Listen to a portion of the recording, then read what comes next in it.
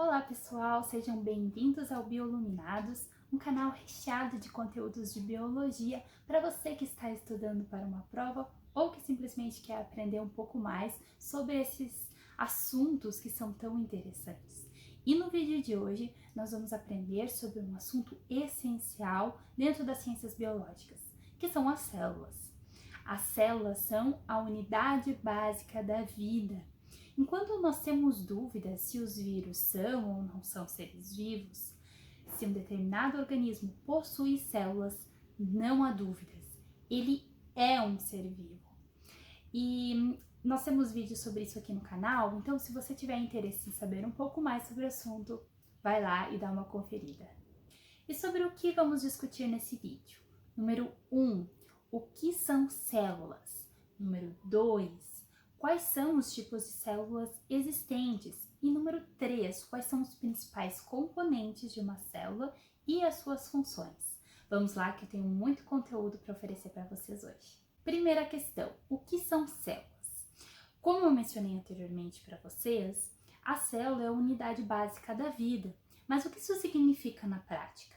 Primeiro, significa que todos os seres vivos possuem células. E segundo, que todas as ações, todo o funcionamento do organismo é baseado nas atividades das células. As células são responsáveis tanto pela estrutura dos organismos quanto pelo seu funcionamento.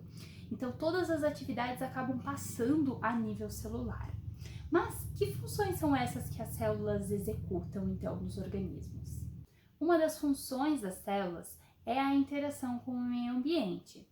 Então, as células elas são capazes de controlar o que entra e o que sai de dentro do organismo. Elas são capazes de se proteger das adversidades do meio ambiente, são capazes de ingerir, de consumir elementos do ambiente e também são capazes de produzir e liberar determinados produtos para o ambiente. Segunda função das células, transformação de energia em matéria. É nas células que acontece o processo de produção de energia que é fundamental para a manutenção da vida. Então, seja através da energia luminosa, como nos organismos fotossintetizantes, como através de moléculas orgânicas, essa produção de energia, ela acontece a nível celular. E, finalmente, uma função importantíssima das células é o armazenamento e a transmissão de informações genéticas. Este é um dos princípios da vida e é na célula que ele se manifesta.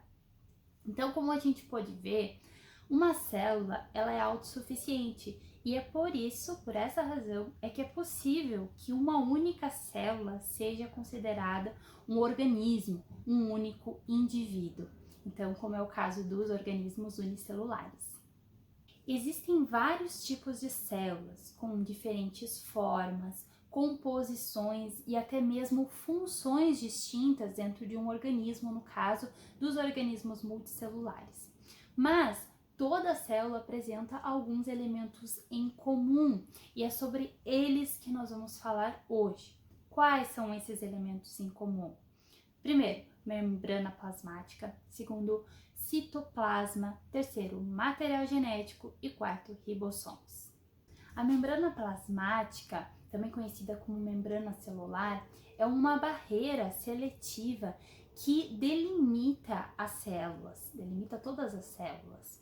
E é ela que vai controlar a entrada e saída de moléculas de dentro da célula.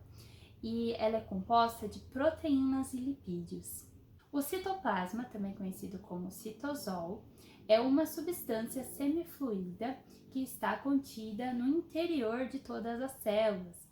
É nessa substância, que estão contidas todas as estruturas da célula, todas as estruturas estão suspensas neste meio, e ele é um meio ideal para que todas as funções, todas as reações da célula aconteçam. O material genético é o lugar onde estão todas as informações sobre características e funcionamento do organismo. essas informações, elas estão estruturadas em moléculas que chamamos de desoxirribonucleicos, ou como conhecemos mais popularmente, a sigla DNA. Para que as informações contidas no DNA sejam executadas, nós precisamos que ela seja traduzida em moléculas que chamamos de proteínas. São as proteínas que irão executar as informações contidas no DNA.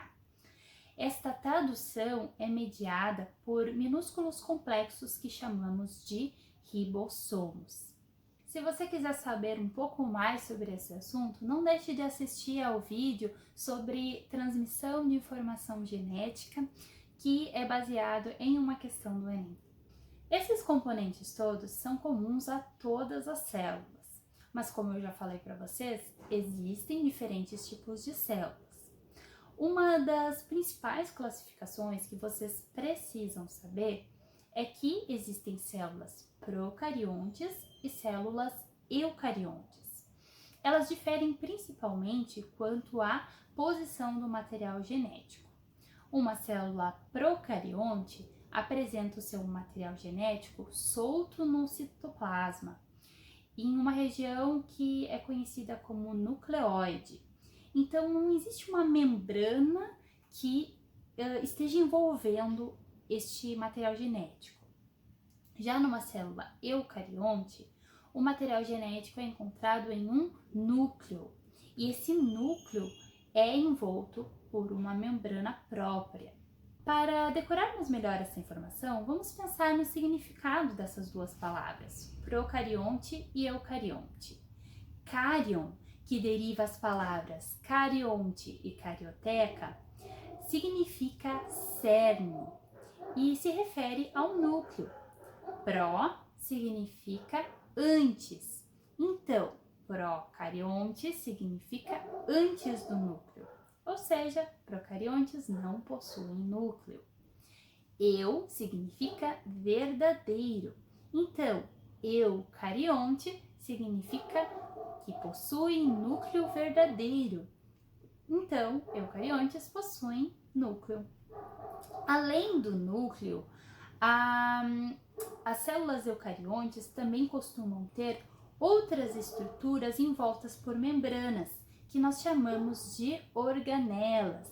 As organelas funcionam como se fossem órgãos das células, e todas as funções elas acabam ocorrendo mais compartimentadas, mais organizadas dentro da célula.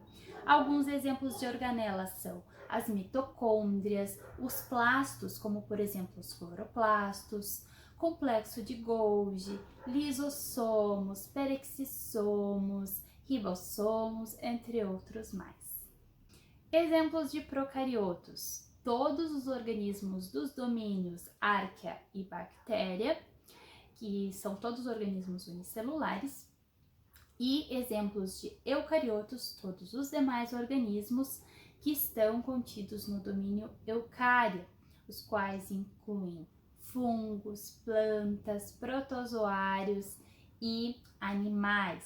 Eles podem ser tanto unicelulares quanto multicelulares. Essas são as principais diferenças entre as células, e nos próximos vídeos nós iremos estudar com maior profundidade cada uma dessas estruturas que eu mencionei para vocês. E também vamos aprender quais dessas estruturas são utilizadas para classificar os organismos existentes. E se você gostou do vídeo de hoje, não deixe de curtir, de compartilhar, também se inscreva no canal para receber as notificações dos próximos vídeos. E eu vejo você nos próximos vídeos. Até logo!